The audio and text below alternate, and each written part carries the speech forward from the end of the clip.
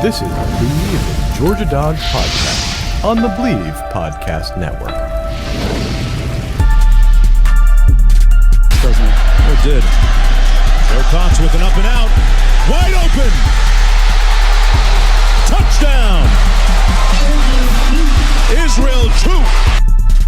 Snap to Young. Drops back. Pressure from the edges. He throws near sideline. And it's intercepted. Intercepted. Keely Ringo at the 21. Off he goes. 40, 50, 45, 40, 35, 30. Near sideline. Breaks the tackle. 20, 15, 10, 5. Touchdown. Touchdown. Touchdown. Georgia. Good evening, neighborhood. How about them Dawgs? 32, 18.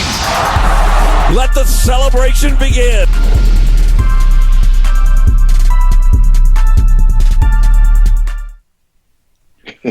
What's up? What's up? What's up? It's the Bleav in Georgia Dawgs podcast on the Bleav Podcast Network. Israel, was that one better?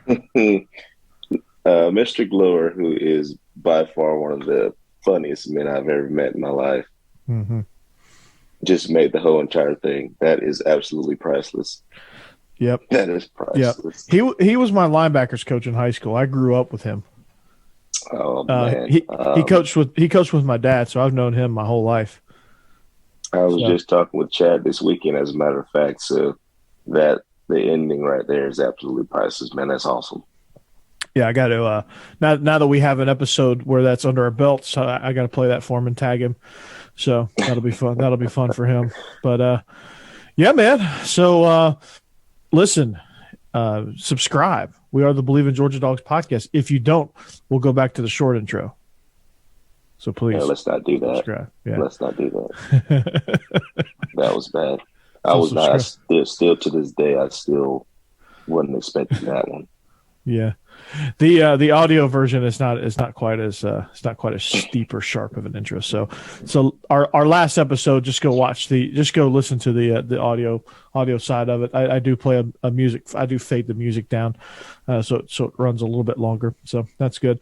The music bed in that track was actually an original track by one of my students named Nate Deason. He produced that sound. So that's awesome. That was pretty good. So. And he gave me a whole library of his stuff, to use whenever I wanted to. So I need to give him a little bit of credit. So Nate Deason.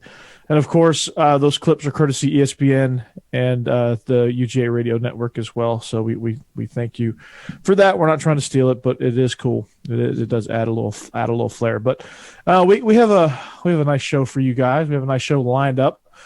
We're going to talk a little National Signing Day, even though we're late. Even though we're tardy to the party, we're gonna talk about it a little bit. There's some coaching news that I didn't remember until just now, so it's not in the rundown. But we're gonna call an audible there, so we'll talk about that a little bit. We'll talk about basketball, man. What's going on with basketball? And then, of course, the Super Bowl coming up this weekend. We'll dive into that a little bit. We got some Dogs playing in that, so it is Georgia related.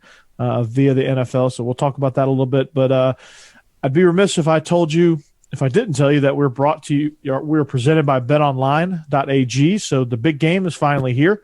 We have hit Super Bowl Sunday. We haven't hit it yet, but it's rapidly approaching.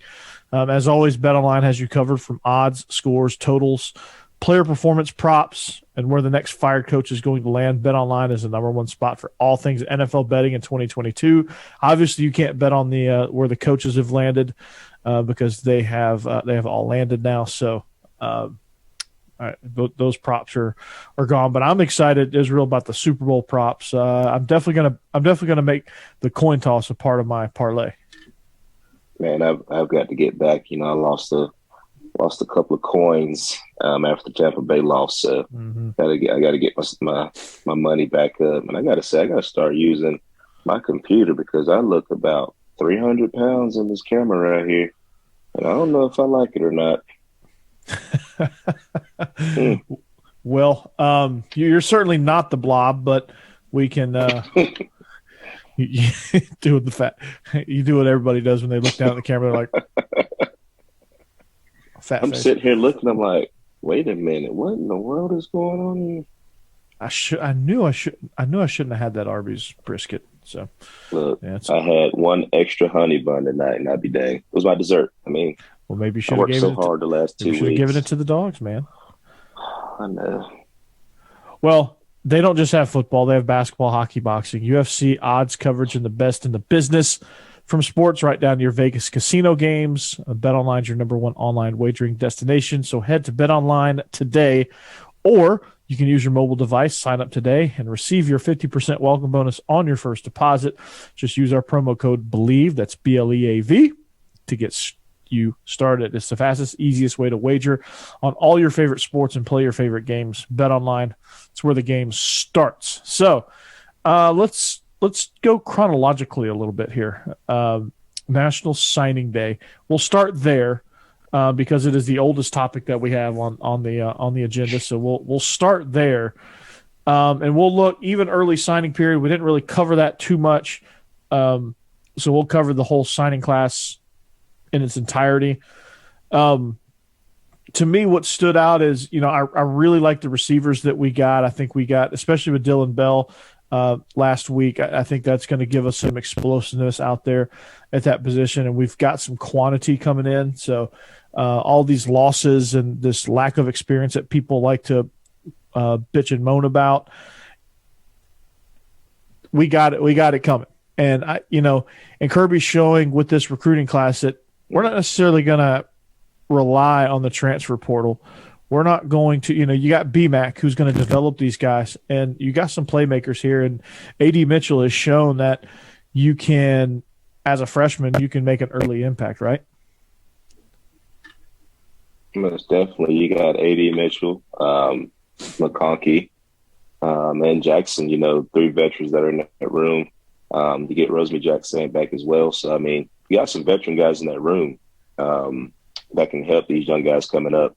Mm-hmm. I'm very excited about this receiving core. I'm more excited the fact that we got BMAC to come back to UGA. He was there when I was there when you were there too, as well, Corey. So, I mean, not only did you get a phenomenal coach, but you also got an even better recruiter. With him and Dale McGee, I mean, it's going to be crazy in Athens right now, especially we had Coach Scott into the mix. I mean, Coach Bubbo's back in Athens as well. So, you got a bunch of top-notch guys, a bunch of Georgia guys that are going to do some really good things for this recruiting class. But the receiving core, I mean, we just got that much better after signing day, so I'm excited about it. Absolutely. And you add Oscar Delp, too, at the tight end position. And, that convinced Darnell Washington not to transfer. So you have that target. And of course, Brock Bowers. So I think you've got some great things going at the tight end position. Offensive weapons wise, I mean, there's plenty loaded in this recruiting class. Branson Robinson, who is about as close to being a 5-star as you can, from Mississippi. That dude looks like a full-grown man. He is this cycle's Braylon Allen. And if you don't know who Braylon Allen is, he's the kid that I think squatted 600 pounds as a 17-year-old that plays for Wisconsin right now. So Branson Robinson deadlifted 720 pounds. I saw that. As a high school senior. I wasn't even thinking about deadlifting, much less deadlifting 720 pounds. Yes, he competed in a weightlifting competition not too long ago, if I'm not mistaken, and absolutely blew the roof off the building. So I'm pretty sure the strength staff is loving that. Yeah. I mean, he's going to come in and make an instant impact in the weight room. So I'm excited about that. Defense, the offensive line, I think, got some good pieces as well. Ernest Green from California, big 6'5", 330-pound guy. Jacob Hood, more of a project from Nashville, right around the corner from me. He's a Metro Nashville kid. That's 2 players now that we've pulled from Metro, the school district that I'm in. So that's pretty cool. Drew Bobo comes in as an offensive lineman. So we got some good pieces there. Griffin Scroggs comes in from Loganville. So I really like kind of what we did there. But defensively, I thought we hit a lot of home runs as well. Christian Miller is somebody that I was thoroughly impressed with being able to pull him on signing day. E.J. Lightsey as a linebacker from Fitzgerald, pulling him on signing day as well. And then, of course, getting Bear Alexander, getting him back into the fold after he decommitted, committed to A&M, and then decommitted from there and realized that he made a giant mistake, and now he's back with the Dawgs. So that's probably where the speech from our good buddy Jimbo Fisher came from, which I'm sure we'll talk about that at a later date. But we got some really good pieces. We actually got kids in positions that we needed them. We needed some DB more D as linemen. well. We needed some more receivers. We needed some more DBs. We needed a couple of offensive linemen. We need another tight end. So, I mean, every position that in which we needed somebody, we got. We got a couple of guys that have enrolled already in Athens right now. So, I mean, I think it's a great job by coaching staff, a great job by the recruiting staff that's there. And now you've added a couple more pieces to the puzzle with this new coaching staff coming in. So it's going to be even better moving forward. And I think, when you look at recruiting rankings, it's easy just to look at the hard numbers and say, okay, A&M had a better class, Alabama had a better class, so we're third in the SEC as far as class goes, third in the country as well. But to me, like, you got to look beyond just the recruiting rankings of them coming in. You've got to look at the situation that they're coming into, right? You got to look at the coaching staffs. Obviously, Alabama is going to be Alabama, but I mean, they get, they're probably going to have another new offensive coordinator. I don't know if Bill O'Brien is going to stay, if he's going to end up in New England, which he's, I think, the favorite to be the next Patriots offensive coordinator. So they'll be looking for that. They've already replaced a couple of position guys. So, I mean, with the success that Alabama's had, one of the things that, continues to potentially be an issue is the development. With Georgia, I think this is the best situation, and not because you and I are hosting the Bleav in Georgia Dawgs podcast. I would keep it real if I thought A&M or Alabama was a better situation right now. But the way that this staff is built with Kirby, I think that the development piece of it is going to be there. And these guys with Coach Sinclair in the weight room, with their position coaches, are all getting elite preparation. And then these offensive guys are getting elite scheme-wise, because not only do you have Monken, but you have Buster Faulkner and Mike Bobo as analysts that are really doing a lot of the schematic work behind the scenes. So they're getting plenty of development, especially on the offensive side of the ball, and I'm super excited about that. You have 4 proven offensive coordinators on the side of the ball now. 4. Mm-hmm. You have a head coach on that side of the ball now. You have the tight ends coach of the year on that side of the ball now. Mm-hmm. You have the recruiting coordinator of the year on that side of the ball now. Yeah. So, I mean, just on the offensive side of the ball, development is not going to be a problem. And that's the one thing that I want people to understand about recruiting. Just because you look and see Texas A&M and all of Alabama has all these top-ranked guys, what are they doing when they get there? The biggest knock was, JT is a 5-star kid sitting on the bench. We're not doing anything with our 5 stars. Well, are they being developed? I haven't heard of any really 5 stars being developed at Texas A&M. I don't even know who their wide receiver coach is over there at Texas A&M. And I do know who ours is, and that's just not because we are Bleav in Dawgs. That's just because Brian McClendon's name carries weight. Todd Hartley's name carries weight. Buster Faulkner, Mike Bobo. Those guys' names carries weight. Dale McGee, everybody knows who Dale McGee is. Mm-hmm. Now, those guys' names carry weight. So, I mean, just the simple fact that those are the guys that's going to be coaching our players, getting them ready to, defend our national championship this year. I mean, I'm fully confident in those guys. And there's a reason why those recruits went there. You're going to lose a couple of recruits in the fold. That's just how it goes, whether NIL or getting paid or not. But I tell you what. It is what it is. I've never heard anyone say they had fun in, where's Texas A&M at? College Station. And College Station. I've never heard that. And it's College Station. I've heard a lot of fun in Athens. That much I do know. I've heard College Station's a bit of a cult. Yeah. They got a Target downtown in Athens right now? A Target. Really? Yes. Wow.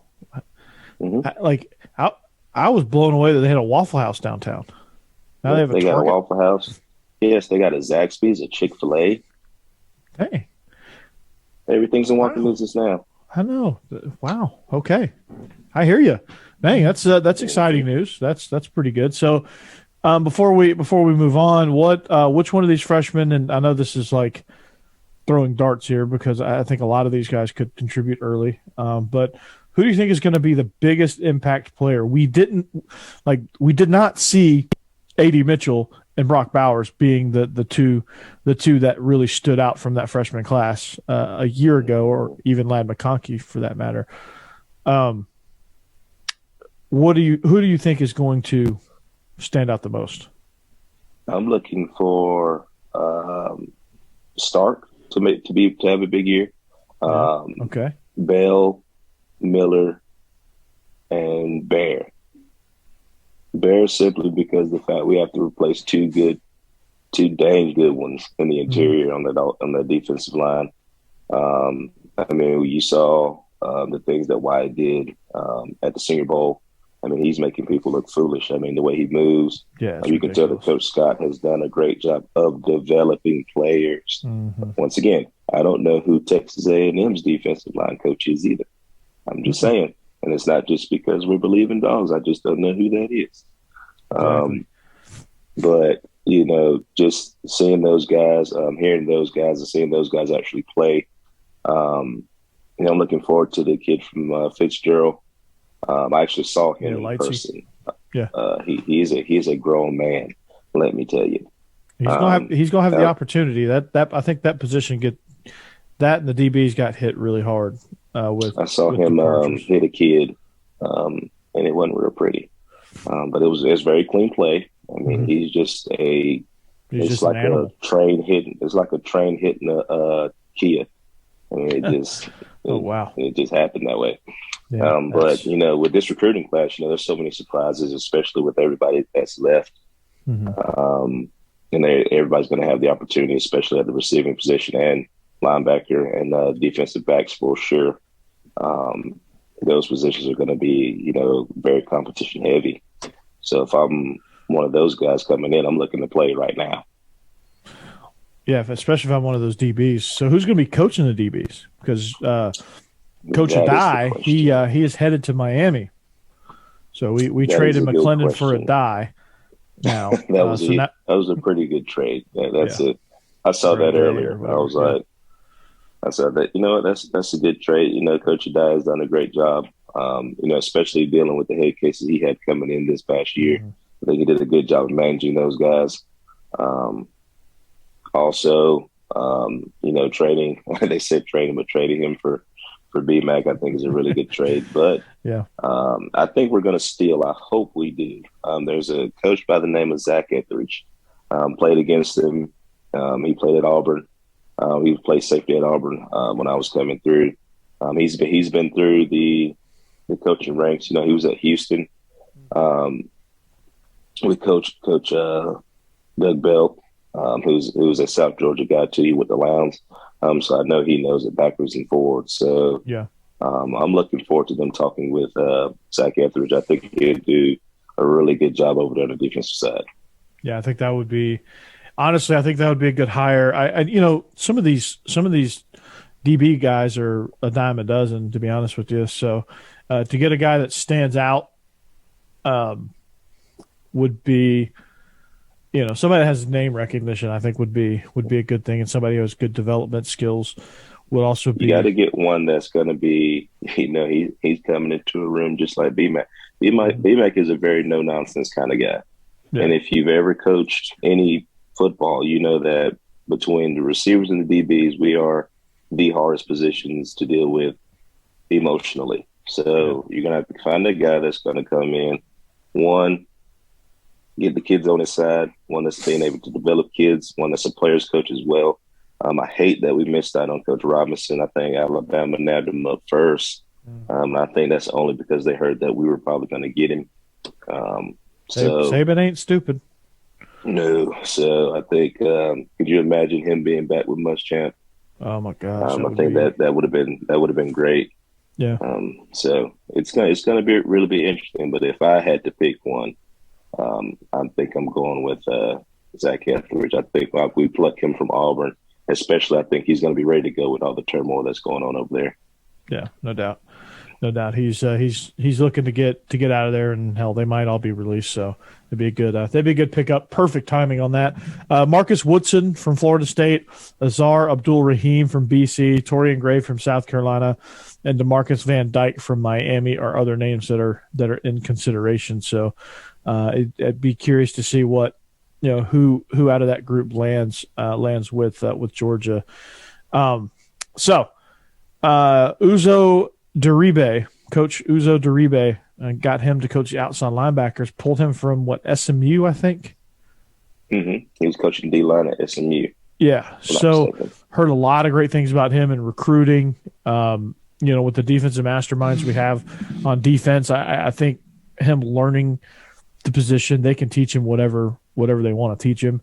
As long as he can recruit, I think that was the crux of that hire. I think you got to get a young guy like that on staff that's hungry, that will recruit his ass off. That'll fit in with this staff. I think him and Trey Scott. I think what they're going to ask the outside linebackers coach to do is focus a lot on pass rush moves, because I think schematically, defensively, I think we're going to kind of lend ourselves to more of that from that position. And then, of course, Nolan Smith will be asked to do some other things as well because of his versatility. But, I think the skill set is going to be a little bit different than what Dan Lanning was coaching those guys to do. So I'll be interested to kind of see how he does. I think he'll do good. Obviously, I think he'll win the room over.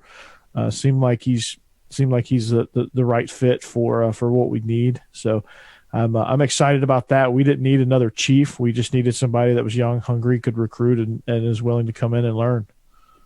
Most definitely, and he has deep Texas ties too, for being at SMU. So that's we big key. We kind of plucked the guy from over there. We got Texas A&M got Nick Williams, who has Georgia ties. They got Cromartie, who has Florida ties. So we're kind of plucking from everywhere to get Texas what we need. And Texas has Tashard Choice, who has Atlanta ties. So exactly. It's one way. Everybody's figuring out the game, but I think Georgia does it better. I think we got a good young coach. I think that with him coaching outside linebacker, it's going to be more of a when Leonard Floyd and all those guys were there, Jarvis Jones type deal. He's a linebacker, yes, but he's going to be a stand-up in some type of capacity. Right. He can rush the quarterback, or he can play in zone coverage and things like that. He can cover. So I think is a great hire. And like you say, he'll win the room over. A young guy, great, energetic guy, and a great recruiter. So I think it's going to be awesome, especially when he handles the West Coast. Yeah, no doubt. And I like that one as well. So moving from a sport that we're really, really high on, which I guess is just about every sport except this next one that we're going to talk about, men's basketball. We have the luxury. We're going to be able to preview our upcoming game because the upcoming game is not as we record here on a Tuesday. We play Florida coming up. But one of the things I noticed, and I did the post-game wrap-up over the weekend, but a couple of questions with this basketball program, and really before we get started, we do have a new sponsor, NordVPN. So Israel, what's more important than peace of mind? Nothing. And that's NordVPN, and that's what NordVPN is here for, to give you that peace of mind while you're online. All those Russian bots that we had that were looking for you last night on Beast of the East, NordVPN is going to help us help protect us against them. So with all the threats you face today, them pop up when I was watching the show. Yeah, they were looking for you, man. Saying where is Israel or something's. So that's just what they were doing. So I told them, and they went away. They were disappointed. They didn't get to see you. That's why they tuned in. So you're big in Russia, apparently. So with all the threats you face today on the internet, it is more important than ever to be sure that you have the best VPN you can get. NordVPN is the best VPN service, offering the fastest connectivity, the most servers, and the next-gen encryption to make sure everything you do stays online, stays secure. Plus, you can use NordVPN on all your computers and devices, no matter the operating system. With NordVPN's unlimited bandwidth, you never have to worry about a slow connection either. And the plan started under $4 a month. So grab your exclusive NordVPN deal by going to nordvpn.com/Bleav or use the code Bleav, that's BLEAV, to get up to 70% off your NordVPN plan, plus one additional month for free. It's also risk-free with Nord's 30-day money-back guarantee. So hit them up. Tell them that Bleav in Dawgs. Tell them that Israel sent you to protect you from the Russian bots. Tell them that, right? So, anyway, basketball. Oh, God. Yeah, right.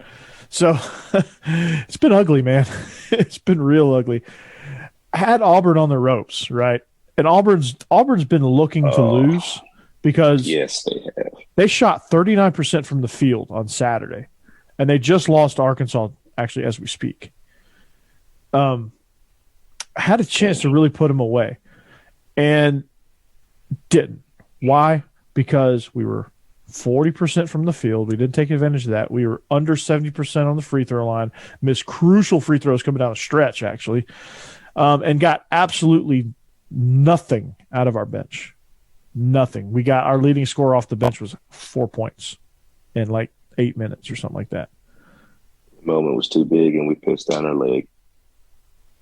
We weren't really athletes at the free throw line when it counted. Now, listen, this is what I'm doing. I've been sitting in football meetings all day on Saturday at a coaching clinic, which it was a great leadership clinic, by the way. Kudos to the Grayson staff for putting that on as well in Atlanta. So I go to the Ivy in Buckhead. Shout out to my guys there as well.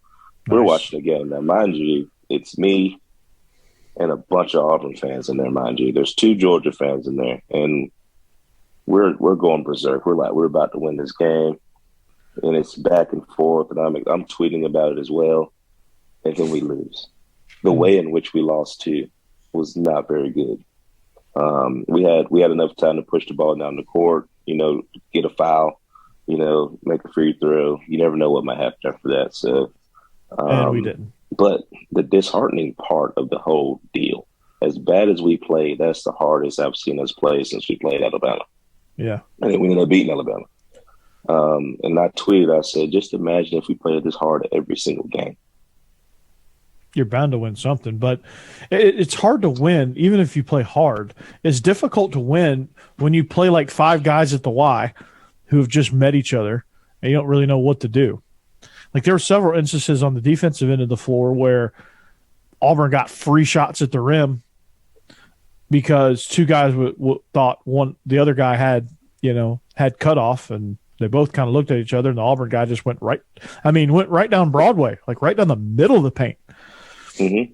Like back in 1995, you were on the ground, writhing in pain if you went down the lane, right? Nope, not against Georgia. So in 2022, in the gym of Monroe High School, you're picking up your teeth off the ground if you come in the paint like that. I'm sorry. Mm-hmm. I'm going to hit you. I'm not just going to let you get a free 2 points on me. No, you're going down. You're hitting the deck. If you play in my PE class, you're going down, and I'm going to trash talk you too. So. But I don't get it. Like I know Crean's not a bad coach, and I don't want this to turn into a Crean bashing session. And I said this on Saturday or on Sunday when I recorded that the post game pod. It was like a little 10-minute episode that I put up over the weekend. This Alabama fan actually, because our guys over at Tide Talk podcast, Jake and Stacy, they echoed our show and they played it on their feeds too. And one of their followers, one of their listeners, was confused about us wanting to move on from Tom Crean, which to me, I mean, I've been done with him, but I'm really done with him now because now you can't get stuff out of your bench, right? Now you get nothing, even from your starters. It's unorganized. You just have complete lapses on the defensive end of the floor. You had a mass exodus a year ago. The guy that really did the most damage against you on Saturday was a guy that was on your roster a year ago. Like, what is going on here? Man, I've been the biggest Tom Crean fan of the decade. I mean, all of us have. We want Georgia basketball to be good. I remember a couple years ago when we first started and we were talking about basketball, it was, let's give him another year and let him figure it out. He's got new pieces. But now after watching Saturday, I mean, we're giving up free. Luckily, they missed a lot of it, but we're giving up free pass to the bucket. There's no cohesion at all, whether offensively or defensively, by our basketball team. And, it just shows that our team is out of whack. Yeah. I don't know. I don't think that that's coaching. I just think that's the culture that's going on right now. Being cohesive, that's coaching. Group is not. It is, but for me, it comes from them understanding the plan. Whether you're coaching it, you're either coaching it or you're allowing it. One of the two. So I think he's allowing it. I don't think he's coaching it because it looks real bad. It looks like they're allowed to do what they want to, and it's just. We're just going to go out here and roll the basketballs. It's like giving the ball to a bunch of elementary school kids and tell them to go have fun. Is what it looked like. Yeah, I mean, it looked like my PE class today. That was the first time I actually watched it from beginning to end. Yeah. When we played Alabama, a couple of games before that, I watched it until it just got out of hand. But I watched that from beginning to end, and it just looked. We played hard, but it's just no cohesiveness between players. And, and when they call timeout, they go to the sideline. It's like there's nothing being said. I can remember just throw a chair, do something like there's no like fire behind it, or they just won't listen. That's just what I see. I don't see any fire. I just don't see. I don't see any fire, and at this point, I don't think they'd listen even if there is fire. So, it starts at the top, but I think it's program wide. I think everybody is at fault here a little bit, as far as the culture in basketball. So, I think you and I both know that Tom Crean is his. Our clock is ticking up here. I think his is too.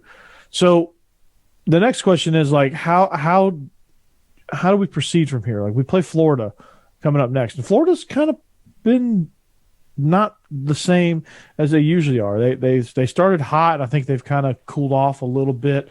But like what do you need to see against Florida?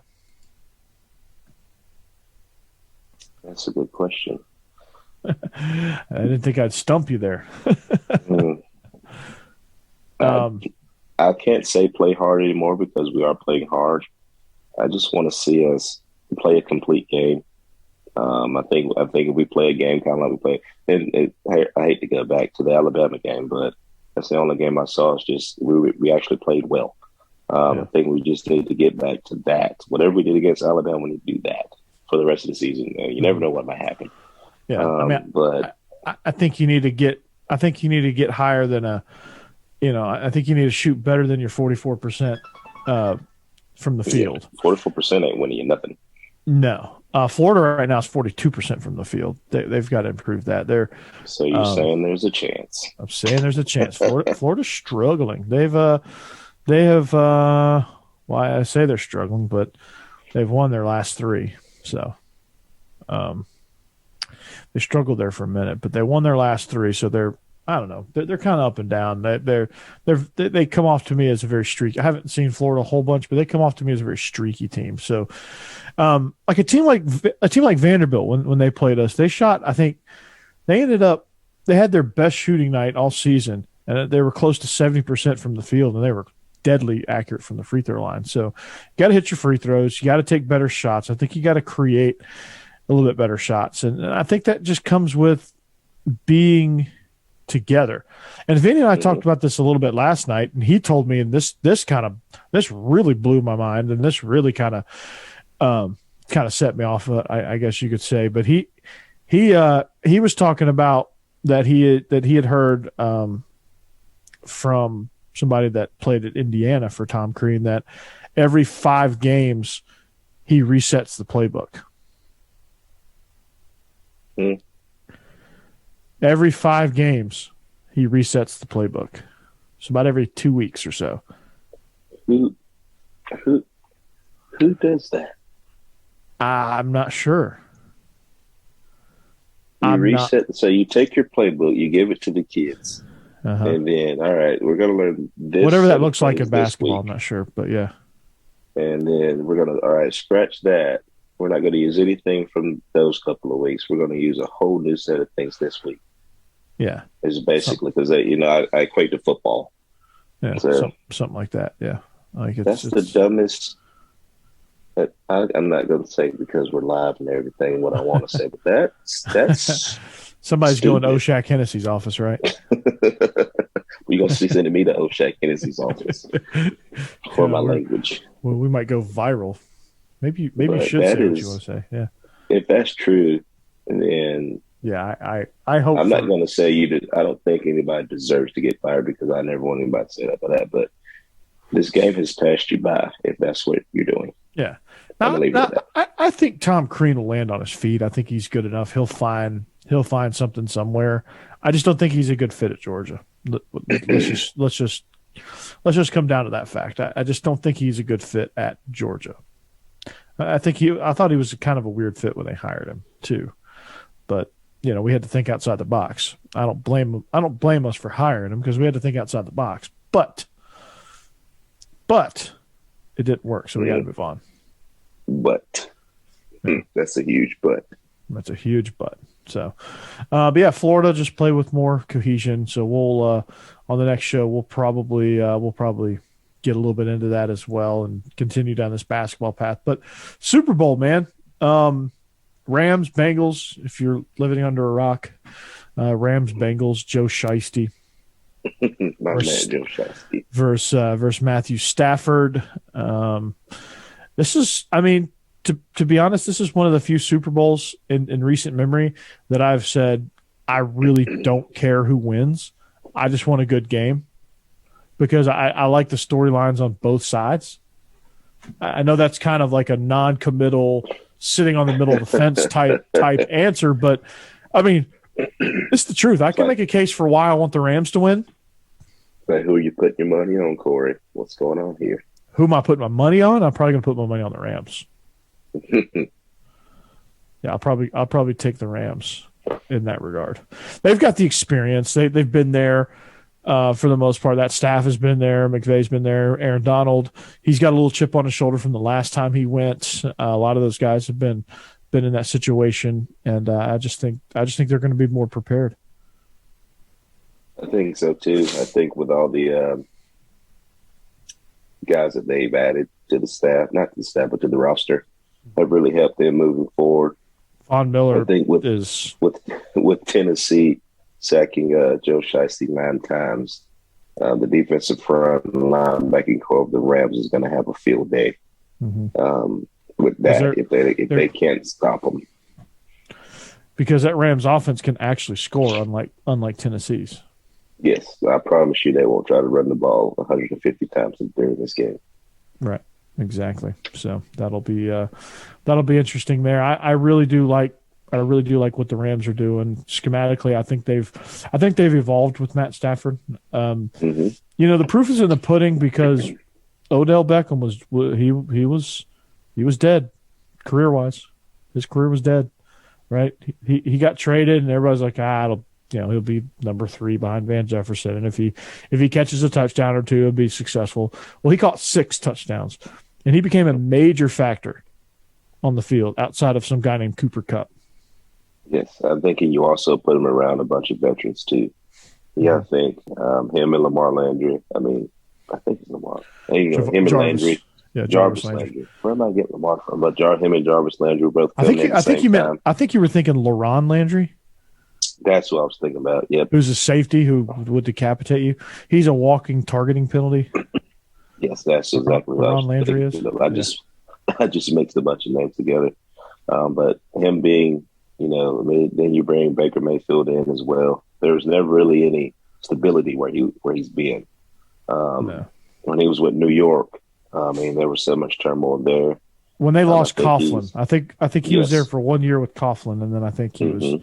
I think they had McAdoo and then Shermer. Yeah. There just wasn't a good situation for him. And then Victor, what's his Cruz. name? Receiver Victor Cruz, got hurt, and they didn't bring him back. So I think now that he has some veteran leadership on that Rams team, he's got guys he can learn from. As bad as people talk about Jalen Ramsey, you can't knock what he does. He brings lunch bell every day. Mm-hmm. You know what you're going to get. You're going to get 4 quarters of hell. He backs it up, man. Jalen Ramsey. Love him or hate him, game. he backs it up. You know, and veterans who've been there before, and Von Miller, Aaron Darnold, you know, Matt Stafford, who's been there for forever. Cooper Kupp to kind of show him, you know, the ropes as far as being a receiver, you know, completely. I think it's been a career-saving moment, you know, for Odell. I think he's sucking up the moment, which is great. You know, you haven't heard a lot from Odell, you know, since he joined the Rams. You've heard nothing but good things, really. I mean, he's exactly. He's what people thought he was going to be right now. He's what we thought he was going to be with Jarvis in Cleveland. But Cleveland's Cleveland. They have Baker Mayfield, and they have Kevin Stefanski, who I just think tried to force feed things in the pass game when he didn't have to. You know, you have Chubb and Kareem Hunt, and even Dearness Johnson, who proved himself. I mean, you have 3 legitimate runners there. The chemistry wasn't there, and a lot of it's Baker Mayfield, if we're being honest. But now we say all this about the Rams, not to discount what Burrow and the Bengals have been able to do. I mean, their defensive line is one of the tops in the league. I mean, they're one of the best teams on third down. They're a team that just, no matter how big the lead, I mean, you saw in the AFC Championship, 21-3, okay, it's over, right? And their defense didn't allow a score until late in that. I mean, they held them 3 points in the second half. I mean, it was outstanding. And that's crazy. That play right before halftime. Yes. As soon as he made that play, I was like, well, that's the only play Eli Apple made in that entire game. But it was probably the biggest play because I think it showed that I think it kind of showed Kansas City's vulnerability a little bit. And I don't, you know, obviously Kansas City wasn't able to recover after that because they're like, that was our scoring play, and they stuffed it at the goal line. Oh crap. You know, what do we do?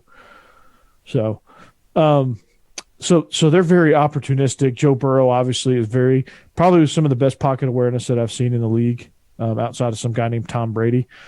I just think he just gets it done, man. And Jamar Chase and T. Higgins, Tyler Boyd. I was about to say Taj Boyd, but Tyler Boyd. I'm mixing up names too, Israel. Thanks, man. I blame you. My bad. You have Joe Mixon. I mean, they have some weapons too offensively.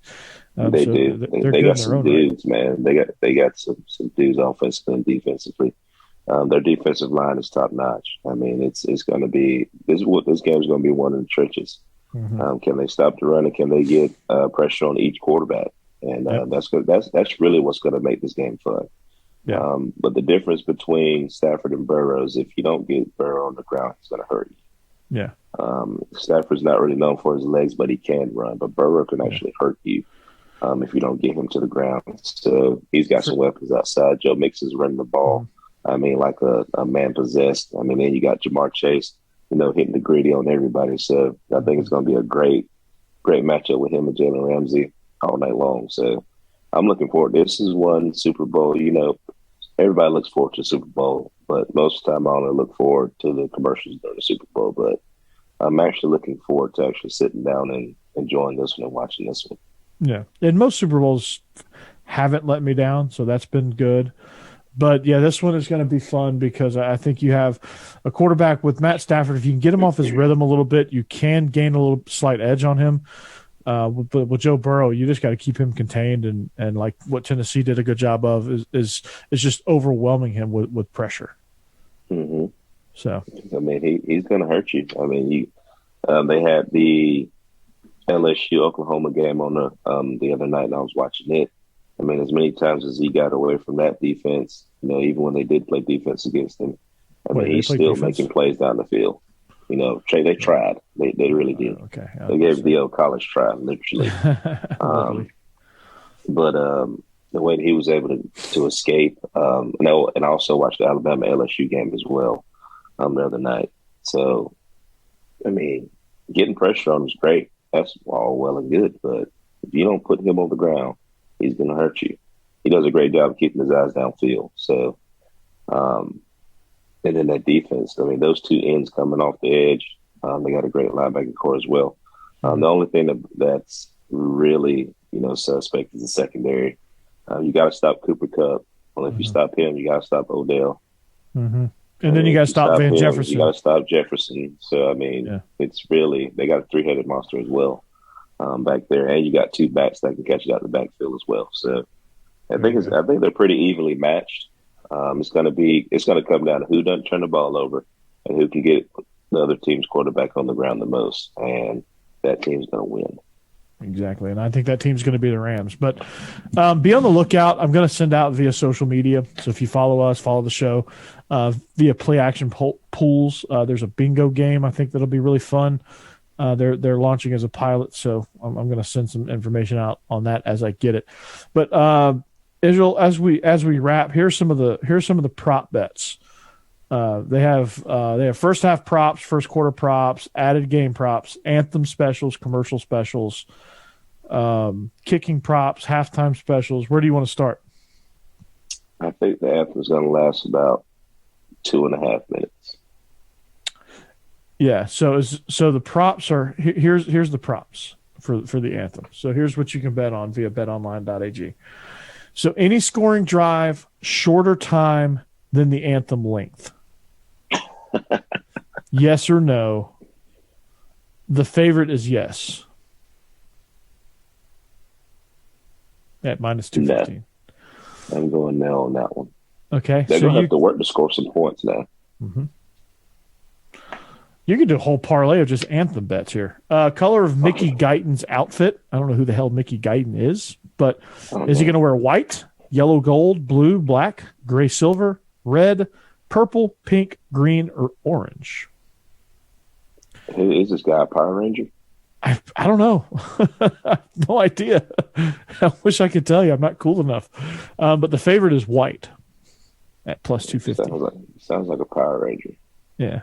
The extreme underdog is orange. Which, yeah. Is he going to forget or omit a word? Yes or no? Yeah, I don't think so either. Is Mickey Guyton? Oh, Mickey Guyton must be a female, because is Mickey Guyton going to show cleavage during the anthem? Yes or no? If we didn't go through this, I'd never know who Mickey Guyton was until. I still don't, but I've deduced that this person is going to show cleavage, so I can only Google. Yeah, I will be Googling this when we get off the show. Googly is Uncle Google is a friend. All right, number of planes during the flyover, under or over 5. Do they have an open roof? Yeah, what's a retractable? I was about to say, because I was going to say 0 because nobody be able to see it. No, it'll be open for at least the flyover. Then they'll close it. McVay or Zach Taylor is going to be shown first during the anthem. You could bet on that. Which quarterback is going to be first shown, Burrow or Stafford, and which receiver, Cooper Kupp or Jamar Chase, will be first shown. Those are the anthem bets. Those are some good bets right there. Those are the anthem bets. You can bet on the Super Bowl MVP, who you think is going to be that. Let's see, commercial. Let's look at commercials here. What is the first device shown during Squarespace commercial? Is it a laptop, tablet, phone, or desktop? The favorite is laptop. How many commercials will have a baby? Over under set at 2. I'm taking that one.